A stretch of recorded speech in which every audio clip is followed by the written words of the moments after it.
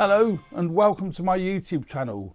Here, as you probably know by now, I review many video, photographic and audio related products. Today we're taking a brief look, or an introduction really, to the Sony RX100 Mark V. This is a bit late for me because the RX100 Mark VI was only released a couple of days ago.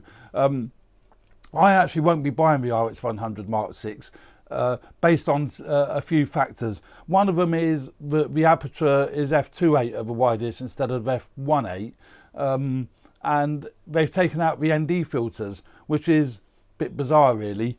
So I went and purchased the RX100V. Now I've owned the RX100 the Mark II, I skipped the 2, so I had the 1, the 3, and just very recently the 4. I traded the 4 in to get the 5. And my initial thoughts are, this is awesome. I love it. I've always enjoyed the RX100 range, primarily because of the size. Now this is really compact, but yeah, no, this is a very compact camera. I've actually fitted the additional Sony little grip here because there's no grip to hold it, so I've put this little plastic grip on, and that's helped immensely. But lovely little compact camera. It shoots 4K video, which is one of the reasons I purchased it, and also it has the awesome flip up screen. So when you're doing vlogging, not that I tend to do vlogging, but you know, I think I might just try it. But the autofocus is outstanding. The 4 was good, but it wasn't outstanding. With this, if I move or in and out of frame, it snaps in really quick.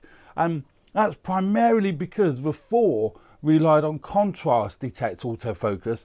This one's got 315 phase detect autofocus points as well as contrast. Basically all it means is, in simple terms, the autofocus is better. So you know, when you've got it like that and you know something comes out in the front of the lens, it snaps into focus really quick on that, and then back to the face, and you almost certainly won't be able to see, but it picks up the face quite nicely.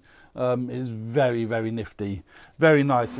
As I said in my review, the autofocus on the RX100 Mark V is great. It's a lot better, well, quite a bit better than the RX100 Mark IV, with its 315 phase detect autofocus points.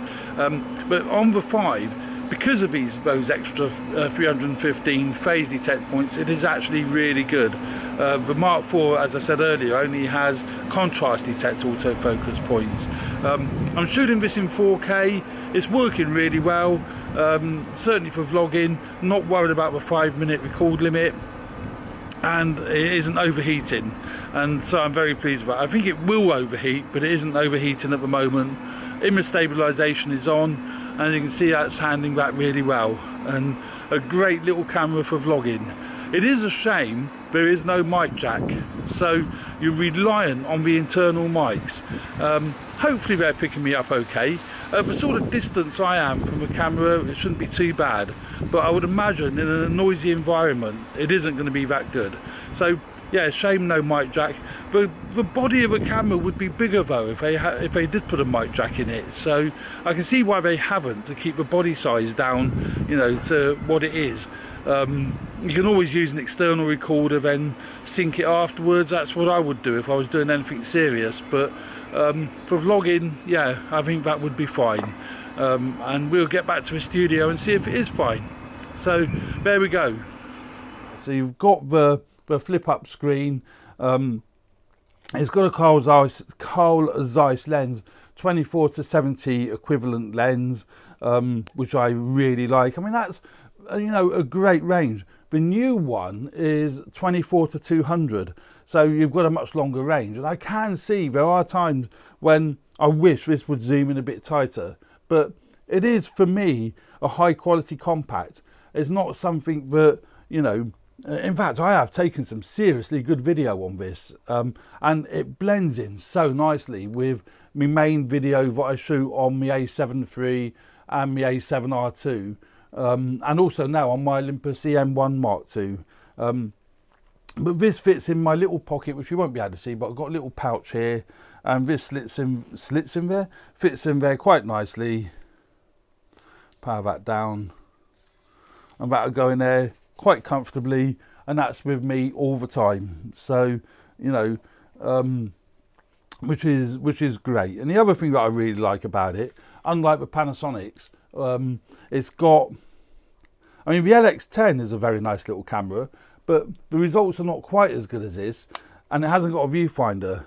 This has got the built-in viewfinder, which is great. It's only a little one, but you know, in the sun, that is ideal. The only annoying thing, which they've cured on the 6, that was another advantage with the 6, it's one action to push it up and push it down. With this, it's a two-pronged action, which isn't a big deal, but it's not a big deal putting it back, but it's a pain in the bum when you're trying to get it out, because you've got to do it's all a little bit fiddly, and they've addressed that in the Mark 6 version.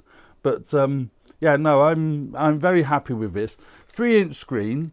It isn't touchscreen, but you know, everyone's harping on about the importance of touchscreen. But I don't have any problems with this one. If I want to move a focus point around, just push in the centre and move. That's how I've got it set up. That ain't exactly difficult, is it? Or is it? Is it me? Look, all you do, you literally push that in. Well, I can't see it this way round. Push that in, and that moves the focus point round. You almost, I don't know if you can see that from there, but you know, I'm just trying to load it. Where on that camera? I keep going the wrong way. Yeah, so you push that in, and that'll move the focus point around,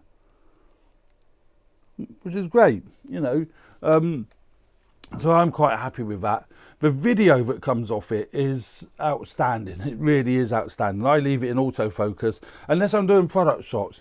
When I switch it to manual and use manual focus, it has got all the automatic manual shutter priority. It's got a mode dial on the top there. How easy that is to see, I don't know, but it's got a mode dial on the top there.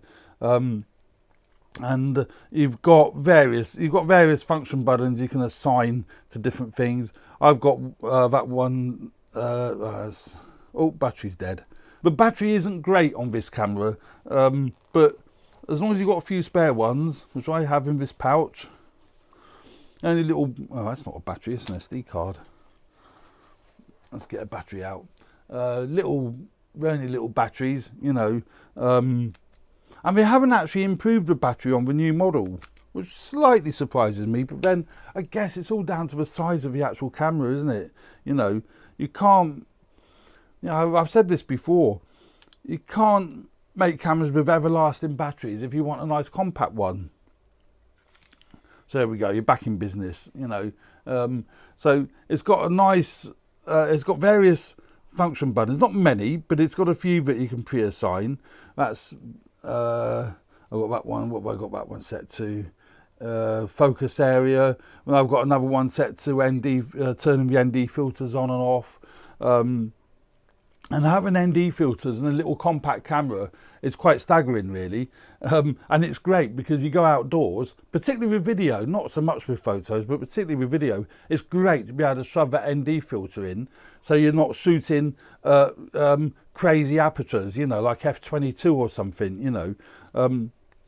Control wheel around the lens, that's really tactile, ever so easy to adjust. I've got mine set up for exposure compensation.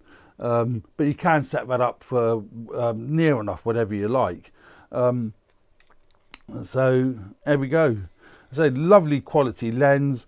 The stills that come out of it, it's a 1-inch sensor, so the stills that come out of it are really good. But again, they're not going to match up with the stills you get from a full frame camera like my A7R, my A7Ss, and not even as good as you get from the Olympus OM range. But for a 1-inch size sensor, far superior to what you get from a mobile phone, and far superior to what you get from your run-of-the-mill compacts, which you would expect because it's a lot more expensive.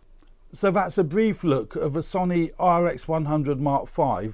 I will be doing a more in-depth look, but you know, overall, yeah, image quality is great, lovely to handle. Video quality particularly is outstanding. It has got S-Log on it as well, S-Log 2, if you want to grade your films, particularly if it's a, say, B or C camera for a main shoot, and you shoot an S-Log with them, you can match it up quite nicely with this one. That is the Sony RX100 Mark V. Tripod mount on the bottom, as I said, 3-inch screen. Very nice little camera. Yeah, if you're looking for a pocket-sized camera that produces great images, either to complement your other cameras or just as a travel camera, I swear to you, you can't go wrong with an RX100. So there we go. I do hope you find my reviews of interest and there's something in them that is useful to you. Please hit the subscribe button and like button if you haven't already done so. It means a lot to me. Thanks for watching. See you next time. Bye.